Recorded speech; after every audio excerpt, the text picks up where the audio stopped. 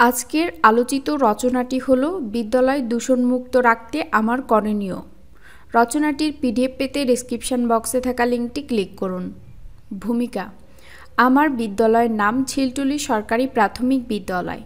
এটি ফরিদপুর জেলায় অবস্থিত।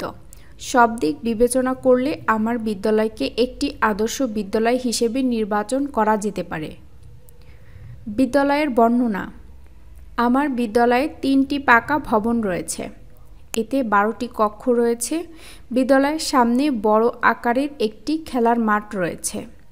আমাদের বিদ্যালয়ে প্রায় 300 ছাত্রছাত্রী এবং 9 জন শিক্ষক ও 3 জন শিক্ষিকা রয়েছে।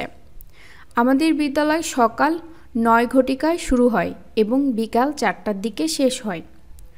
প্রতি বছর নানা ধরনের খেলাধুলা এবং বিভিন্ন উৎসব অনুষ্ঠিত হয়। বিদ্যালয় দূষণমুক্ত রাখতে আমার করণীয়। আমার বিদ্যালয়কে দূষণমুক্ত রাখতে আমার করণীয়: সহপাঠীরা মিলে নিয়মিত শ্রেণীকক্ষ পরিষ্কার পরিচ্ছন্ন রাখব। বিদ্যালয়ের চারপাশের পরিবেশ পরিষ্কার ও দূষণমুক্ত রাখব। খেলার মাঠ পরিষ্কার রাখব। যেখানে সেখানে ময়লা আবর্জনা কফ থুথু ফেলা থেকে বিরত থাকব। নিজে সবসময় পরিষ্কার থাকব এবং অন্যকে উৎসাহিত করব। ক্লাস শুরু হওয়ার আগে শ্রেণীকক্ষে অবস্থিত চেয়ার টেবিল বেঞ্চ বোর্ড পরিষ্কার রাখব।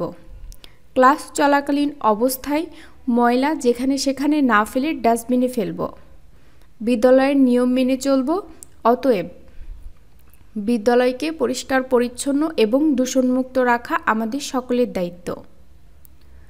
উপসংহার: বিদ্যালয় আমাদেরকে উপযুক্ত মানুষ হিসেবে গড়ে তোলে। এজন্য আমাদের উচিত বিদ্যালয়কে দূষণমুক্ত রাখা, বিদ্যালয়ের সকল নিয়মকানুন মেনে চলা, কোনো কিছুকে নষ্ট না করা।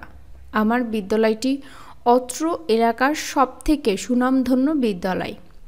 এরকম একটি আদর্শ বিদ্যালয়ে পড়ালেখা করতে পেরে আমি নিজেকে অনেক ভাগ্যবান মনে করি। নিয়মিত রচনা পেতে চ্যানেলটি সাবস্ক্রাইব করুন এবং আপনার প্রয়োজনীয় রচনা পেতে রচনার নাম লিখে কমেন্ট করুন।